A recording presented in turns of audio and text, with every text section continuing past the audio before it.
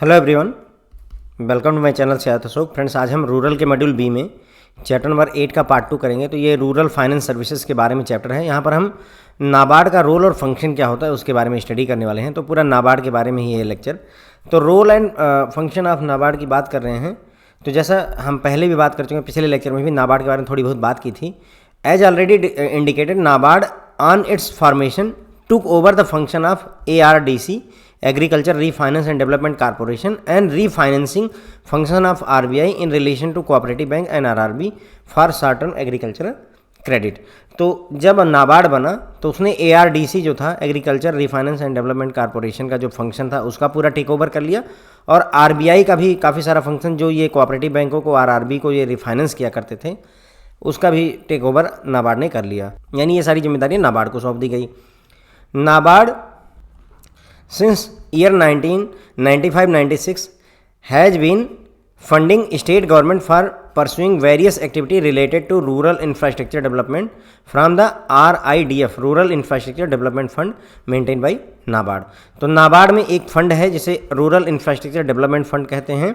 इसकी सहायता से जो ग्रामीण क्षेत्रों में इंफ्रास्ट्रक्चर का डेवलपमेंट होता है उसके लिए ये स्टेट गवर्नमेंट को फंडिंग प्रोवाइड करता है। कौन? NABARD. It has been given the responsibility of carrying out statutory inspection of cooperative bank and RRB under section 35 of banking regulation act 1949। तो बैंकिंग रेगुलेशन एक्ट 1949 के सेक्शन 35 के तहत नाबार्ड को जिम्मेदारी दी गई है कि वो कोऑपरेटिव बैंकों को और RRB का इंस्पेक्शन और ऑडिट वगैरह करेगा। NABARD is interested with the following major function. इनको कौन कौन से मेजर टास्क दिए गए हैं? Providing refinance to lending institutions in rural area. Rural area में जो लोग फाइनेंस कर रहे हैं उनको रीफाइनेंस प्रोवाइड करना। Bringing about or promoting institutional development, तो इंस्टीट्यूशनल डेवलपमेंट का प्रमोशन करना। Evaluating, monitoring and inspecting the client bank, जो भी क्लाइंट बैंक यानी RRB कोऑपरेटिव वगैरह हैं उनको उनकी परफॉर्मेंस को मॉनिटर करना, इवेल्युएट करना, उनको इंस्पेक्ट करना, ये सारी जिम्मेदारी RRB कह रहा हूँ, नाबार्ड को सौंपी गई। बिसाइड दिस पाइवटल रोल, मतलब ये मुख्य रोल थे जिनकी हमने बात की। NABARD has also engage itself in the following function. इसके अलावा और भी कई सारे फंक्शन हैं जो ये देखता है। Acts as a coordinator in planning for rural credit and operations of credit institution purveying. तो ये रूरल क्रेडिट की प्लानिंग के कोऑर्डिनेटर के तौर पर काम करता है। जो भी क्रेडिट इंस्टीट्यूशन है उनकी ऑपरेशन को भी मॉनिटर करता है, कोऑर्डिनेट करता है। NABARD has prepared potential linked credit plan, PLP, potential linked credit plan for almost all 708 districts, यानी कि 708 districts covering all states and union territory which would guide credit planning bye banks. तो इन्होंने एक scheme बनाई, potential link credit plan. सभी districts में इन्होंने 708 district जो हमारे देश के सारे राज्यों और यूनियन टेरेटरी को कवर करता है, which would guide credit planning. तो उन जो है डिस्ट्रिक्ट्स में क्रेडिट प्लानिंग कैसे की जाएगी उसके लिए ये PLP बनाई गई थी। Extends advisory support to government and Reserve Bank of India. इसके अलावा नाबार्ड जो है गवर्नमेंट्स को और RBI को एडवाइजरी रोल भी देता है। Facilitate the efforts of state government and government of India in implementation of various credit related program for agriculture and rural development. तो नाबार्ड जो है क्या करता है, जो राज्य सरकारें हैं, केंद्र सरकार हैं, उनको जो डिफरेंट रूरल डेवलपमेंट या एग्रीकल्चर से रिलेटेड जो प्रोग्राम चल रहे हैं उनमें क्रेडिट से रिलेटेड, लोन से रिलेटेड, उनके इम्प्लीमेंटेशन में नाबार्ड मदद करता है। Act as supervisor to cooperative bank and RRB, guide them to their sustain development. तो ये नाबार्ड क्या करता है, कोऑपरेटिव बैंक और RRB के सुपरवाइजर के तौर पर काम करता है और उनको डेवलपमेंट में भी मदद करता है। Following are some of the new business activities and program pursued by NABARD during the recent time. Recent time में कौन कौन से नई बिजनेस एक्टिविटीज़ में नाबार्ड इन्वॉल्व हुआ है? तो उसमें पहला है नीडा। नीडा क्या होता है? NABARD infrastructure development assistance. NABARD infrastructure development assistant. NIDA was designed by NABARD to fund project for agriculture infrastructure, rural connectivity, renewable energy, power transmission, drinking water and sanitation, and other social and commercial infrastructure by offering flexible long-term loan to state government and state-owned corporation। तो नीडा जो है बनाया गया था किसके द्वारा? नाबार्ड के द्वारा, ताकि जो एग्रीकल्चर इंफ्रास्ट्रक्चर से रिलेटेड, रूरल कनेक्टिविटी से रिलेटेड, रिन्यूएबल एनर्जी से related, power transmission, drinking water and साफ सफाई, है ना, और अदर सोशल या कमर्शियल कोई इंफ्रास्ट्रक्चर से रिलेटेड जो स्टेट गवर्नमेंट की और स्टेट ओन कॉर्पोरेशन की जो मदद कर सकें, है ना, तो उनके लिए जो है फंड अवेलेबल करवाने की लिए नीडा बनाया गया था। इंफ्रास्ट्रक्चर डेवलपमेंट असिस्टेंस है, इसका मतलब ये हुआ कि इंफ्रास्ट्रक्चर में जो डेवलपमेंट करना है उसके लिए लोन प्रोवाइड करने का काम ये नीडा करता है। Direct refinance assistance to DCCB for short term multipurpose credit. DCCB होता है district cooperative central bank, STCB होता है स्टेट कोऑपरेटिव बैंक। ओके, तो डीसीसीबी को नाबार्ड क्या करता है, यानी कि डिस्ट्रिक्ट कोऑपरेटिव सेंट्रल बैंक को नाबार्ड रीफाइनेंस असिस्टेंस प्रोवाइड करता है। Direct refinance assistant to DCCB was conceived as a new scheme by NABARD and additional line of finance. तो डीसीसीबी को जो असिस्टेंस रीफाइनेंस असिस्टेंस प्रोवाइड करते हैं ये नाबार्ड की एक नई स्कीम है और इसके तहत new line of finance available करवाई गई एक तरीके से। It has enabled district central cooperative bank to raise financial resources other than from state cooperative banks to which they are federated for meeting the credit demand of their area of operation. तो पहले क्या होता था, जो district cooperative central bank होते थे वो state cooperative बैंकों से फाइनेंस लिया करते थे, लेकिन अब वो जो है कहाँ से ले सकते हैं, नाबार्ड से भी ले सकते हैं। तो ये एक एडिशनल सोर्स ऑफ फंड का इंतजाम यहाँ पर हो गया। ठीक है, उसके बाद हमें बात करनी है सपोर्ट टू डेवलप पीएसीज, लेकिन ये देख लेते हैं एक बार फिर से।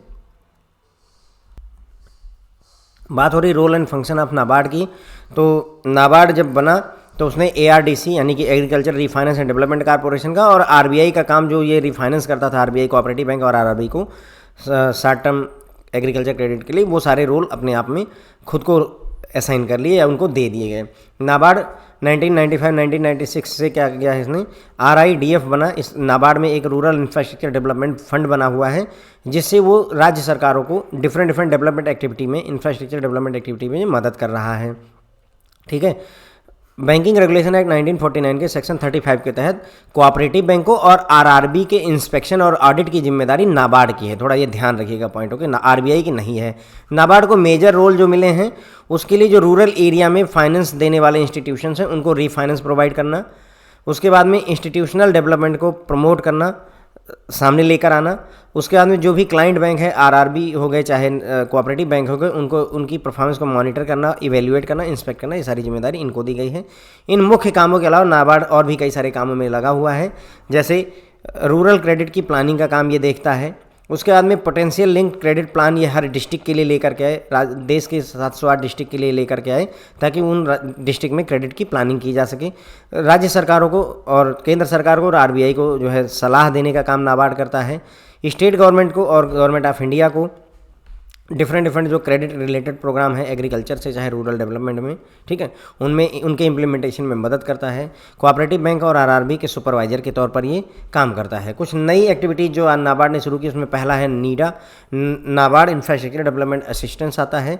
नीडा जो है नाबार्ड के द्वारा डिज़ाइन किया गया था ताकि agriculture infrastructure, rural connectivity, renewable energy है ना, पावर ट्रांसमिशन, इन सभी चीज़ों से इंफ्रास्ट्रक्चर से रिलेटेड अगर कोई काम है तो उसके लिए फंड प्रोवाइड करने का काम नीडा करता है। ओके, उसके बाद में डिस्ट्रिक्ट कोऑपरेटिव सेंट्रल बैंक जो थे उनको जो है पहले स्टेट जो है कोऑपरेटिव बैंकों से ही फंड मिल पाता था, नाबार्ड अब इनको भी जो है फंड प्रोवाइड करता है। ओके, फिर अब बात करते हैं सपोर्ट टू डेवलप PACS, ये होता है primary agriculture credit society. PACS होता है primary agricultural credit society as multi service centre. इनको मतलब ये इन्होंने क्या किया, PACS जो प्राइमरी एग्रीकल्चर क्रेडिट सोसाइटी थे उनको मल्टी सर्विस सेंटर के तौर पर डेवलप करने की कोशिश। मल्टी सर्विस सेंटर मतलब एक ही जगह पर कई सारे काम हो सके। ओके, तो keeping in view the wide coverage of PACS, यानी कि हमारे देश में PACS का कवरेज बहुत था, यानी कि मान लीजिए हर डिस्ट्रिक्ट में एक आधी PACS बनी हुई थी at the ground level and the limited product at there disposal. लेकिन ये लिमिटेड प्रोडक्ट ही मतलब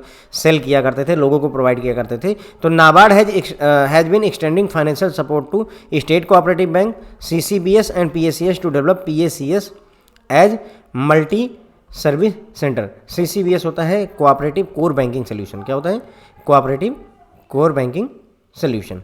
ठीक है, तो state cooperative bank cooperative core banking solution है मेरे ख्याल में ना, कोऑपरेटिव कोर बैंकिंग सोल्यूशन, और ये प्राइमरी एग्रीकल्चर क्रेडिट सोसाइटी।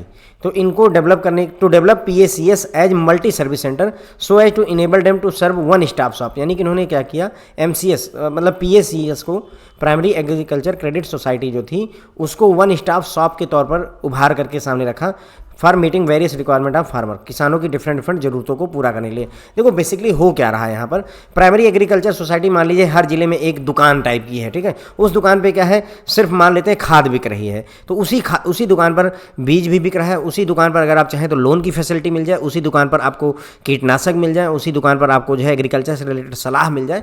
इस तरीके के डेवलपमेंट की वन स्टॉप शॉप डेवलप करने की यहाँ पर कोशिश की गई। Okay, PACS primary agriculture credit society are supported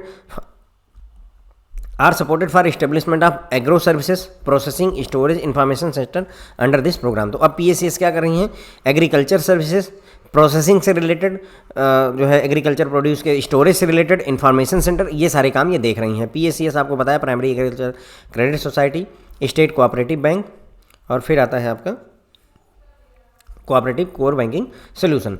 promotional and development program implemented by NABARD. NABARD ने कौन कौन से प्रमोशनल और डेवलपमेंटल प्रोग्राम किए हैं?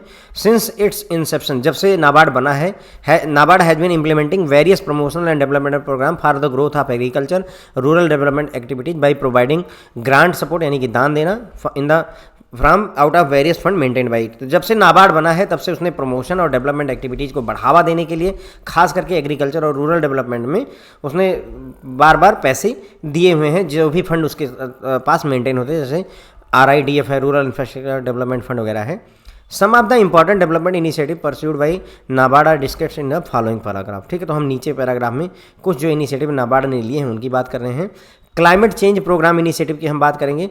NABARD has been national implementing entity for 3 important funding arrangement. तो नाबार्ड को ही 3 इंपॉर्टेंट जो है फंडिंग अरेंजमेंट के इम्प्लीमेंटिंग एजेंसी के तौर पर रखा गया। पहला क्लाइमेट चेंज से रिलेटेड, ओके, जो मौसम में बदलाव हो रहा है, ग्लोबल वार्मिंग, उसको ठीक करने के लिए। Adaptation fund, national adaptation fund for climate change and green climate fund. 3 fund हैं, adaptation fund, national adaptation fund for climate change and green climate fund. ठीक है, as at the recent period March 2020 NABARD has, तो March 2020 की अगर बात करें तो NABARD has participated in implementation of 40 climate adaptation and mitigation project, total financial support 1820 crore. यानी कि मौसम क्लाइमेट को सही करने के लिए कई सारे प्रोजेक्ट चलाए गए, 40 प्रोजेक्टों में इसने पार्टिसिपेट किया, 1820 करोड़ रुपए का फंड इन्होंने उसमें लगाया हुआ है। वाटर सेट डेवलपमेंट प्रोग्राम में भी इन्होंने पार्टिसिपेट किया। The success of Indo German water set project piloted by NABARD in arid, मतलब सूखा, सेमी एरिड, मध्यम सूखा क्षेत्र में महाराष्ट्र के 1992 encourage NABARD to institute water set development fund in 1999 and 2000। यानी कि इंडिया और जर्मनी ने मिल करके वाटर सेट प्रोजेक्ट चलाया। किसने चलाया था? नाबार्ड ने ये इनिशिएटिव लिया था। सूखाग्रस्त या सेमी सूखाग्रस्त क्षेत्रों में महाराष्ट्र के 1992 में। और इससे क्या हुआ कि इसकी सफलता के बाद में नाबार्ड को लगा कि हमें वाटर सेट डेवलपमेंट फंड बनाना चाहिए, और ये 1999-2000 में इन्होंने बनाया। 31 मार्च 2020 तक 32,295 प्रोजेक्ट जो है सैंक्शन किए गए हैं, जिनकी सहायता से total area 23 lakh hectare cover करने की इन्होंने कोशिश करी हुई है। किसने? नाबार्ड ने। Umbrella programme for natural resource management, UPNRM, umbrella programme for natural resource management, UPNRM project launch by NABARD in 2008-9 envisages loan and grant support to community based natural resource management project. ठीक है, तो ये project जो है UPNRM जो है programme किसके द्वारा? नाबार्ड के द्वारा 2008-9 में लाया गया था। इसमें लोन और जो है फाइनेंशियल ग्रांट यानी कि मदद की जा रही है to support community based natural resource management project के लिए। मतलब कि कोई जनजाति है उसके द्वारा नेचुरल रिसोर्स को मैनेज करने के लिए जो प्रोजेक्ट है उसके लिए फाइनेंस दिया जा रहा है। नाबार्ड है successfully demonstrated business model in variety of initiative under UPNRM। मतलब UPNRM के तहत बहुत सारे सक्सेसफुल बिजनेस मॉडल को इन्होंने डेमोन्स्ट्रेट किया कि हाँ इसमें फ़ायदा है, जैसे including system of rice intensification SRI, system of rice intensification, sustainable sugar cane initiative SSI, better cotton initiative BCI with drip irrigation यानी कि सिंचाई की drip technique, integrated biogas, eco tourism, sustainable agriculture practices and fisheries. मतलब इन्होंने कहा कि नाबार्ड ने इस प्रोग्राम के तहत कई सारे जो है मतलब इनिशिएटिव लिए और उसमें सफलता पाई, जैसे system for rice intensification, sustainable sugar cane initiative, better cotton initiative, है ना, विथ ड्रिप इरिगेशन, उसके बाद में बायोगैस को बढ़ावा देना, इको टूरिज्म को बढ़ावा देना, सस्टेनेबल एग्रीकल्चर प्रैक्टिसेस, फिशरीज को बढ़ाना, इन सभी चीज़ों को बढ़ावा दिया। फिर आती है बात माइक्रो फाइनेंस इनिशिएटिव की, ठीक है।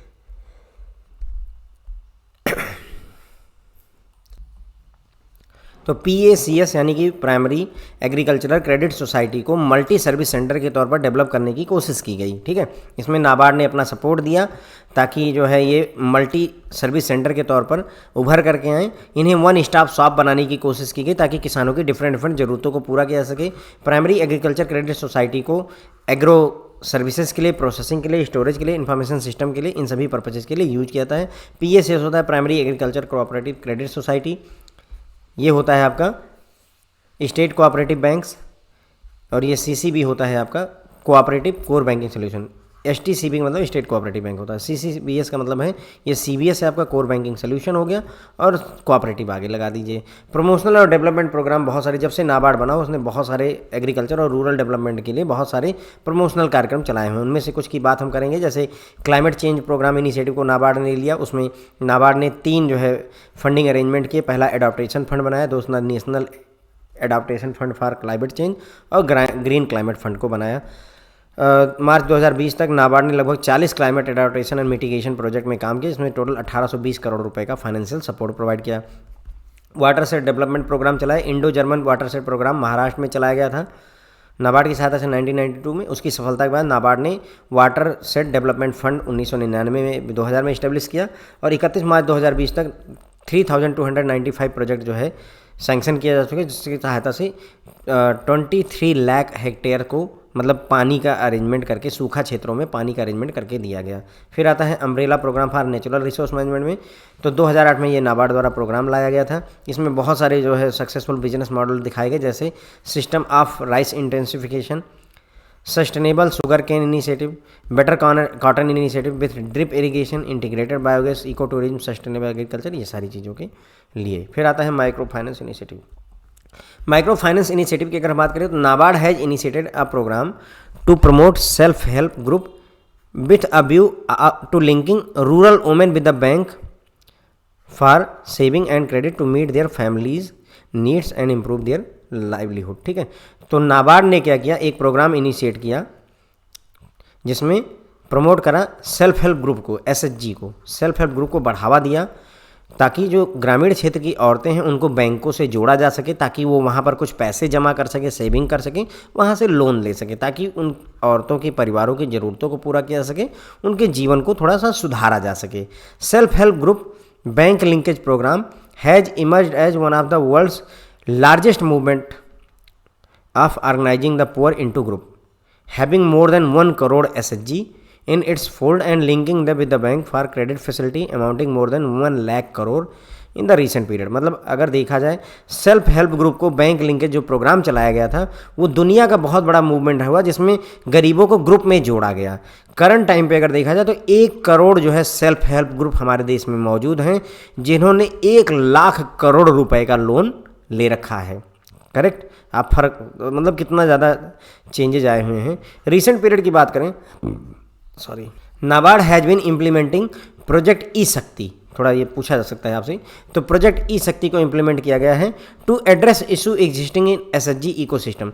तो सेल्फ हेल्प ग्रुप में थोड़ी प्रॉब्लम्स जो चल रही थी उसको ठीक करने के लिए प्रोजेक्ट ई शक्ति लाया गया। ई का मतलब इलेक्ट्रॉनिक है, इसका मतलब SHG को जो काम डिजिटली नहीं हो पा रहा था उसको डिजिटल करना शुरू किया by providing a digital end to end solution. इन्होंने digital end to end solution provide किया by creating a secure access control database of database, sorry ये डाटाबेस होगा, डेटाबेस नहीं, database of SHG and their member with customised report. तो इन्होंने क्या किया, self help group का जो काम था उसको डिजिटलाइज किया, digital end to end solution दिया, ताकि वो आसानी से अपने अकाउंट को एक्सेस कर सकें, कंट्रोल कर सकें, सेल्फ हेल्प ग्रुप का एक डेटाबेस बन सके, वो रिपोर्ट वगैरह निकाल सकें, ये सारी चीज़ें की गई। Promotion of JLG joint liability group, self help group को भी बढ़ावा दिया, जॉइंट लाइबिलिटी ग्रुप को भी बढ़ावा दिया with the view of promoting joint liability group and financing their member by financial system. NABARD has been providing incentive to bank and other JLG promoting agency for formation and nurturing of JLG। तो JLG को भी बढ़ावा देने के लिए नाबार्ड ने क्या किया, इंसेंटिव प्रोवाइड किया उन बैंकों को, और जो JLG को प्रमोट करने वाली एजेंसीज हों उनको इंसेंटिव देना शुरू किया ताकि वो JLG के बनने में और उनको नर्चर होने में आगे बढ़ने में मदद कर सकें। ठीक है फ्रेंड, तो बस मेरे ख्याल से यहीं पर ही ये मैं कवर कर देता हूँ, ख़त्म कर देता हूँ। माइक्रो फाइनेंस इनिशिएटिव भी लिया है। प्रोजेक्ट ई शक्ति क्या है, सेल्फ हेल्प ग्रुप को मतलब डिजिटलाइज करना है ना, digital end to end solution provide करना ही प्रोजेक्ट ई शक्ति है। आप होप करिए कि ये क्वेश्चन आपसे एग्जाम में पूछा सकता है। ठीक है फ्रेंड, तो आई बिलीव यहीं पर ही हमारा लेक्चर खत्म होता है। Thank you so much.